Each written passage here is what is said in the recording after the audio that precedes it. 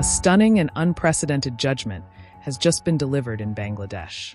Former Prime Minister Sheikh Hasina has been sentenced to death by the country's International Crimes Tribunal, which has held her responsible for crimes against humanity linked to the violent suppression of a large student-led agitation last year.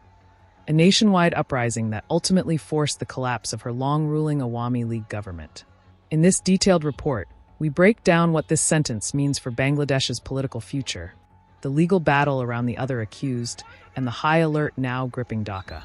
Bangladesh's International Crimes Tribunal, globally scrutinized and highly controversial, has found Sheikh Hasina guilty of crimes against humanity, concluding that during last year's unrest, she was directly responsible for ordering a lethal crackdown on students demanding reforms, accountability, and fair political representation, a movement that swelled into one of the largest public challenges to her authority in more than a decade. This verdict brings an end to a months-long judicial process, built upon a sprawling 8,747-page charge sheet, where prosecutors framed 5 serious counts against 3 high-profile accused: Hasina herself, former Home Minister Asaduzzaman Khan Kamal, and ex-police chief Chowdhury Abdullah Al-Mamun, with the state now pushing for the death penalty for all 3, citing the scale of violence and its devastating consequences. Despite the gravity of the case, there was only one defendant present inside the courtroom today: former police chief Al-Mamun, who had already pleaded guilty back in July and even turned state witness in hopes of reduced sentencing. Sheikh Hasina and former Minister Kamal, meanwhile, remained absent, with BBC confirming that they did not appear before the judges.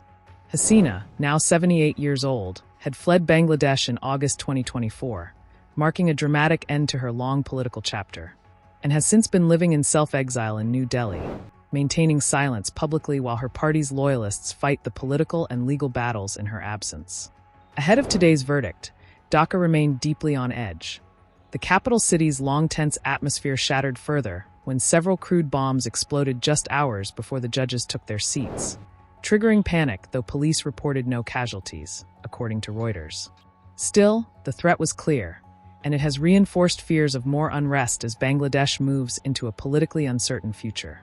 To prepare for potential escalation, authorities issued shoot-at-sight orders against anyone involved in arson, violence, or direct threats to police or civilians.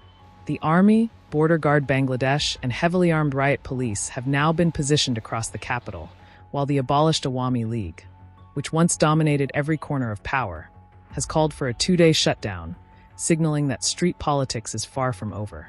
Tonight, Bangladesh confronts a moment unlike any in its political history.